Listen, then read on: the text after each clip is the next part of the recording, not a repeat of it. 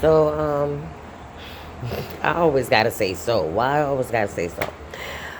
However, my ex called me. Jose, he called me. First, I thought it was a female crying. That's all I could hear. And I'm like, but his number and his face popped up on my phone, so I knew it was him. I said, "What the fuck is going on? Why you crying like that? Stop crying and tell me what happened." Marlene is dead. Marlene is this lady who we all got high together except him. He was our plug. Plus, he was my ex-husband. So, and my son's father. So it's like we like recruited her because she was out there, but she was pretty. She was cute. Don't get it twisted, or she wouldn't have been. I wouldn't have even. But we got along. To be, let's be frank. We got along very well. I took her along with me. She did things that I didn't want to do, but I brought her along. Of course, I got paid for it. Long story short, we had a good business relationship. And then she got pregnant, which was a no-no. You don't get pregnant doing this. We don't get pregnant. This is not something we're going to do. So you're going to either get an abortion or you have the baby, but if they take the baby, there's nothing we going to be able to do about that.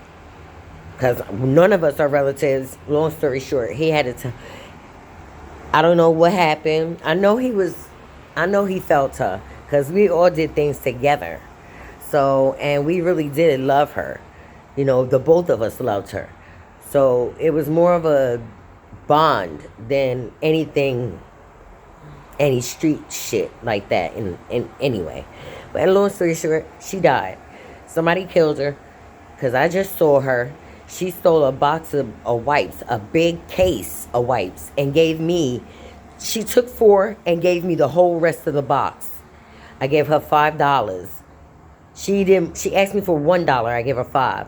And that's the last time I seen her, and that was 3 weeks ago. Dead ass, 3 weeks ago. No, 2, yeah, I was right the first time, 2 weeks ago. And she said, "Have you seen Jose?" And I was like, "Yeah, I'll give you his number." Because he switches phones just like me. We switch phones every year. Every year we got like 2 to 10 phones. So anyway, he called me doing all that. You ain't even cry when I broke your heart. Like, yes you did. Yes he did.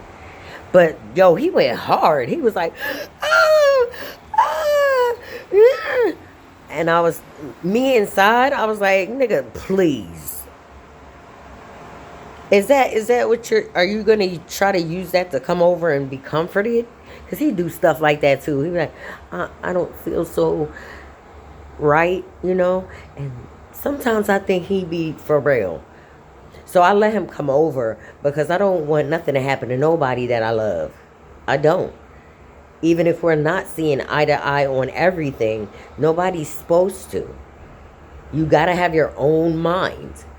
So it's okay. And plus, we have a child. So there's nothing like, I'm not going to ever stop loving him and I'm never going to cut him loose.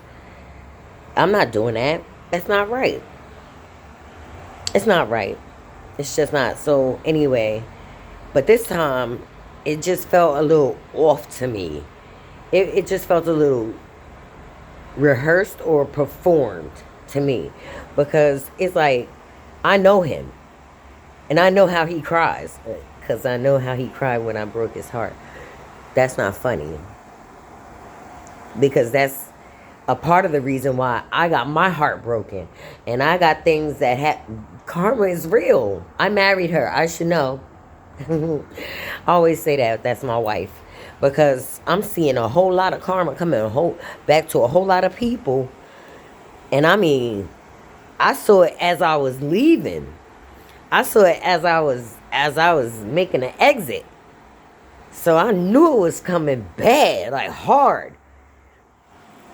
After the exit, I stumbled for a little while. I fumbled. a big ball. A big ball. Big time. I did. I fumbled that ball so bad. I'm talking about after the marriage. Bam. I had a Japanese boyfriend. A Japanese boyfriend. Like, I've had a Chinese boyfriend before. And there is a difference. Yo, this man taught me so much. Did so much for me. And then, 2 months later, we had sex. What? He was taking my daughter to dim sum. We were taking my daughter to all kinds of cultural Japanese things. Things she loved to do, you know, and spending time with me and like really loved me. He was serious. He broke my heart. Because he said if I can't let go of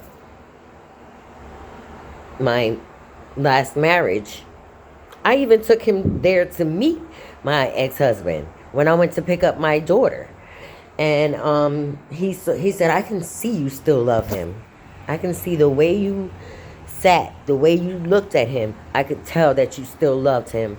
And I can't be with somebody who's still attached to somebody else.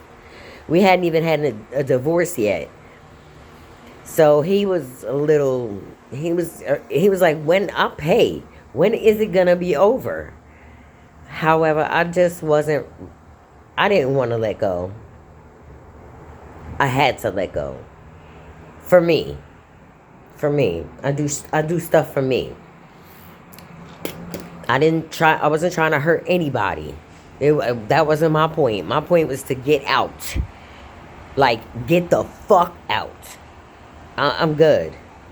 Once I'm good, there's nothing I can do.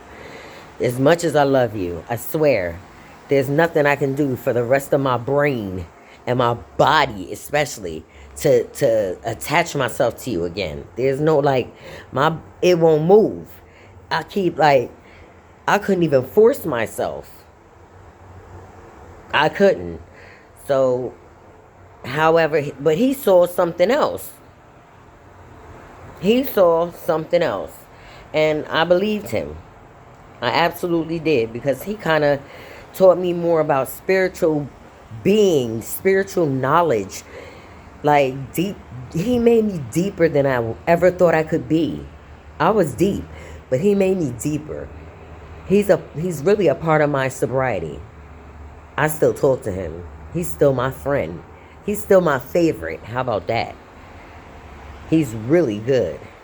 And he really treats me good. And he still fucks with me. No matter what. We don't sleep together. We talk here and there. We eat dinner together once a month. Well, it's been a month. However, I've been down. I don't when I'm going around people down for, I don't need some tending to that way. I can take care of myself as far as my illnesses are concerned. However, it's just me, myself, knowing how hard I love.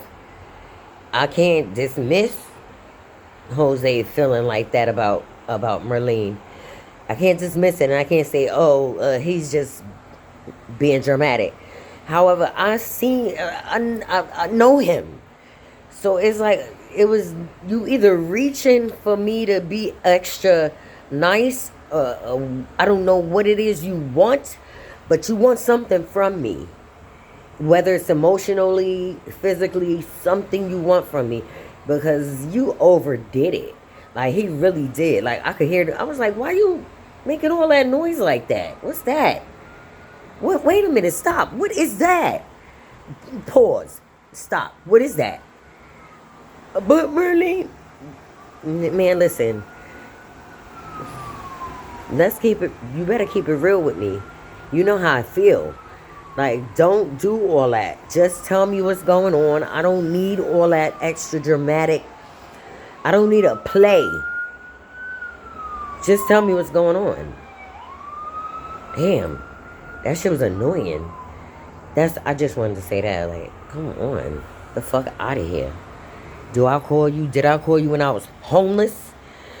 I don't have nowhere to go. I oh my God, it's terrible. It's snowing outside.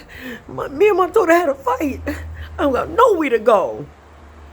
Nope. I took my adult behind to a shelter where I could get help. I asked for help at Leo's. Me personally, I don't like asking for help. I don't like asking for help. I don't, because that gives somebody one up on me. However, nah, it really don't. Somebody that wants help and asks for it, that's a grown move. That's a growing move. That's a grown up person move. That's okay. That's okay, because at least you know, and that's half the battle. You know you need help, so you ask for it. I don't see nothing wrong with that. I'm never going to see anything wrong with anybody asking for help. The right kind of help. The help that's long term. Like, not just say, you got $5? I'm going through. No, not that. I'm talking about, look, I don't want to be tired anymore of using these falsified drugs, because that's what they are. That's what made me, to be honest, that's the main focus of me quitting. I said, I'm being honest. I started feeling stupid. Like, I'm spending money on something that's wasting my time, and I'm wasting more than I'm making, and I'm not feeling it at all. This is like poor shit. This is some dumb shit. This is some shit that a bum bitch do. An insanely bum bitch would keep going, knowing there's no end to the bullshit. You just gonna keep on walking through the bullshit like it's nothing. Like, this is roses you walking through, bitch. You are stepping in feet high shit. 2 and 3 feet, like snow. Stepping through shit like it's cool. Like, this is a meadow. Bitch, get the fuck out of here. Get out of here. Take everything you have and take it off and throw it in the trash. And then go into the hospital and get you some help. Then go into a shelter. You gotta be healthy first, because I wasn't healthy. I had to get blood transfusion and everything by the time I did the right thing. By the time I did it God's way, I was very sick. I was very sick. And I didn't even know I had I was pre-diabetic. I had lupus. I already had sickle cell, the disease. So imagine having 2 autoimmune deficiency diseases. I have 2 autoimmune deficiency diseases, not AIDS. I have an autoimmune. My immune system is zip. How about that? For layman's terms. Because I can't really explain it without you asking other stupid questions. Sometimes people do ask stupid questions, and there is such thing as a stupid question. There's never a stupid answer, because sometimes people ask a stupid ass question like, what color are your eyes again? Are you looking in my eyes? Because they look like brown, right? Now, whatever color brown, there's hues of colors. I'm not doing all that. They're brown. Hazel, fire, I don't know. They're brown. Damn. Like, I'll be going from one, and that's another thing with me. I go from one, I even forgot what I was talking about, to be honest. No, I didn't. Merlin is dead. He put on a show. He didn't even do all that for when I broke his heart. To be honest, no, for real. He didn't do all that. But I guess the older people get, the more emotional they feel, especially men. And they're more afraid of a woman finding out that they're a man with feelings or emotions. Oh, no, bitch can't get over on me because I know game recognized game and all this other dumb shit. Why does it have to be a game? Why can't it just be what it is. We fucking or we dating or what. There's a relationship, but don't put game in it. Game, that means you playing. I don't got time for that shit. I never will make time for that shit. God got me here for something else. For real. Something for real. And I see that. And the more I live, the realer I get and the better I feel. Sometimes I'm down. And it is like that. That's life. That's life of a person that has lupus. That's life of a person that has a disease that they can't get rid of. There's no cure for that. Sickle cell or lupus. There's no cure. However, there are things in place. I'm glad to have doctors that I have. And that's all I can do is keep my prayer up and keep my spirits up and keep negativity from around me, because I ain't got time for none of that bullshit. Not one bit. I will cut you. I don't give a fuck. I don't give a fuck if we've been friends forever. Since I came out the pussy and your mom was next door to my mom and they was in the delivery room together. If I don't feel it, I'm not fucking with it. I don't give a fuck how long I knew you. If you're on some flaky shit, do that shit with the people who appreciate that shit. I don't appreciate nobody being flaky, sometimey, dumb shit. I'm not with it.